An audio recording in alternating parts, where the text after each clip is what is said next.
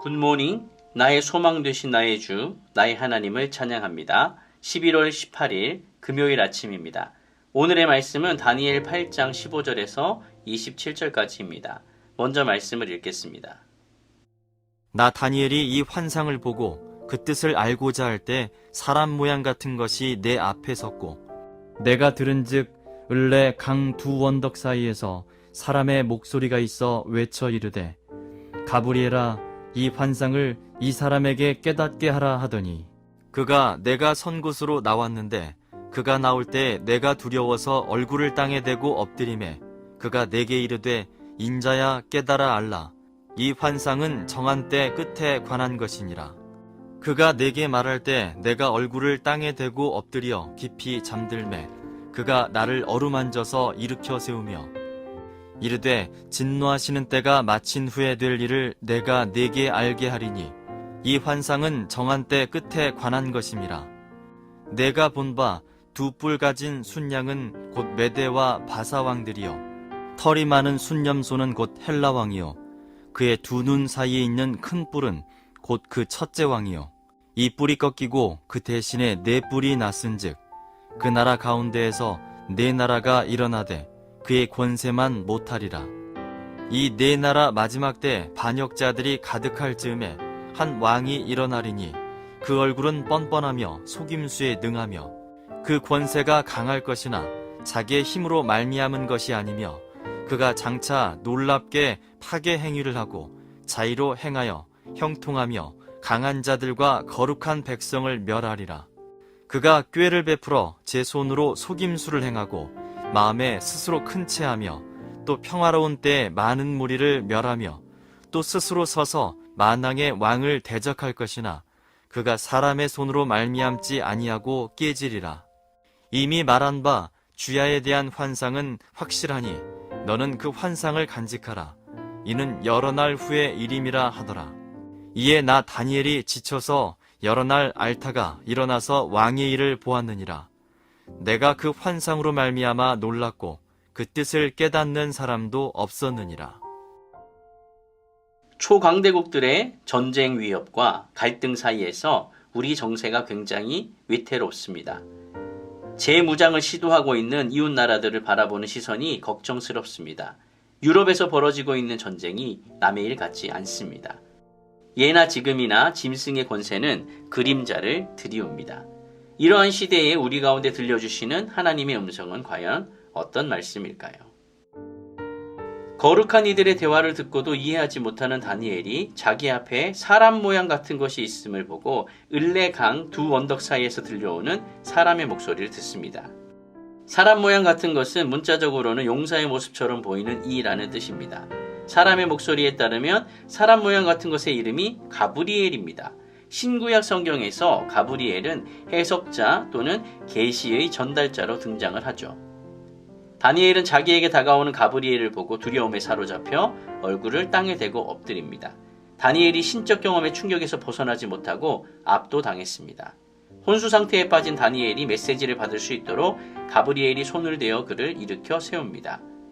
가브리엘은 다니엘을 인자라고 부르며 그가 본 환상이 정한 때 끝에 관한 것이라고 말을 합니다. 정한 때 끝은 성도들이 박해를 당하고 성전이 더러워지는 마지막 단계의 기간을 가리킵니다. 가브리엘을 보고는 두려워서 땅에 엎드려 있던 다니엘은 그로부터 환상의 의미를 듣는 것이 얼마나 힘이 들었던지 깊은 잠에 빠져버렸습니다. 가브리엘이 일으켜서 다시 환상을 전해주지만 다 듣고 난 후에 다니엘은 여러 날을 몸져 눕고 맙니다. 가브리엘이 손을 들어 일으켜 세우고서야 일어나게 되는데 그것은 주의 뜻이 단지 보고 듣고 아는 것만이 아니라 깨달아야 하는 해석이었기 때문에 그렇습니다. 다니엘의 반응을 보면 말씀을 맡은 자의 사명과 책임이 얼마나 중요한지 그리고 그것을 감당하는 일이 얼마나 힘겨운지를 알 수 있습니다. 환상에 대한 해석은 20절부터 시작이 되는데요. 숫양과 숫염소의 행동에 관해서는 생략하고 있고 이들의 정체만 명시적으로 해석을 해줍니다. 두 뿔을 가진 숫양은 메대와 바사의 왕들이고 숫염소는 헬라 왕입니다. 숫염소의 큰 뿔이 꺾이고 그 자리를 대신하는 네 뿔은 이후에 분열되는 네 나라를 상징하게 됩니다. 알렉산더 사후에 그의 제국이 네 나라로 나뉘어지게 되죠. 메데 바사에서 알렉산더 대왕이 그리스를 거쳐서 이후에 네 후계자의 나라로 이어지는 이 100년 이상의 기간을 뼈대만 간략하게 지금 언급되고 있습니다. 다니엘의 환상에서처럼 그 해석도 역시 작은 뿔에 집중이 됩니다. 가브리엘이 지금 환상을 해석해주고 있는데 그 핵심은 현재 당하는 성도의 고난이 결코 영원하지 않으며 반드시 끝이 있다라는 것입니다. 작은 뿔의 통치, 즉 안티오코스의 통치는 여호와의 구원을 기다려야 하는 그분의 진노 기간입니다. 회피하고 외면할 시간이 아니라 직면해야 하고 스스로를 잘 돌아보아야 하는, 성찰해야 하는 시간입니다. 아무리 강한 권세라도 하나님이 허용하신 것이 아니면 설 수 없고 하나님이 거두시게 되면 그 즉시로 사라지게 될 것입니다. 그러니 이제 이스라엘에게 필요한 것은 독립할 힘을 기르는 일이 아니라 하나님께로 돌아가서 그분을 의지하는 것입니다. 하나님만이 참 주권자가 되신다는 생각으로 이 세상을 살아가는 것입니다. 다니엘의 환상에 계속해서 등장하고 있는 이 작은 뿔은 분명 셀류코스 왕조에서 나온 안티오코스 4세 에피파네스를 가리킬 것입니다. 안티오코스 4세는 세계사적으로는 그렇게 대단한 인물은 아닙니다. 그렇지만 예루살렘 입장에서는 잊을래야 잊을 수 없는 왕입니다. 유다와 예루살렘의 경건한 자들의 눈에 그의 통치는 그야말로 재앙이었습니다. 경건한 유대인들을 박해하는 자들로 세상이 가득 찼을 때가 악이 일시적으로 승리를 누리다가 결국 멸망하는 마지막 때가 됩니다. 하나님께서는 이방인들의 죄악이 가득 찰 때까지 내버려 두시다가 이들을 심판하십니다.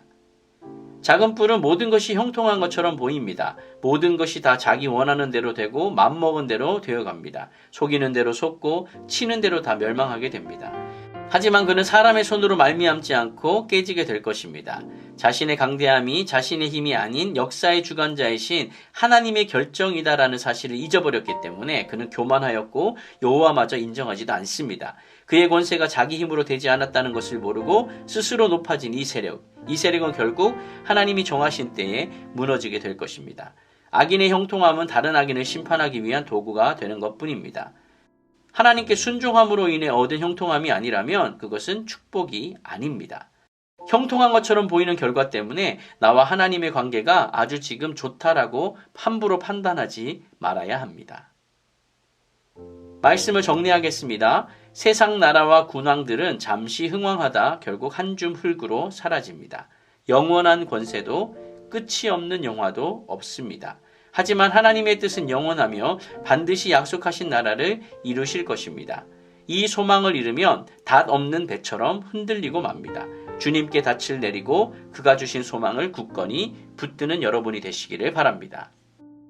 세상 소망 다 사라져가도 주의 사랑은 끝이 없으니 살아가는 이 모든 순간이 주님임을 나는 믿네. 주님만이 소망이시며 나의 능력이십니다. 할렐루야.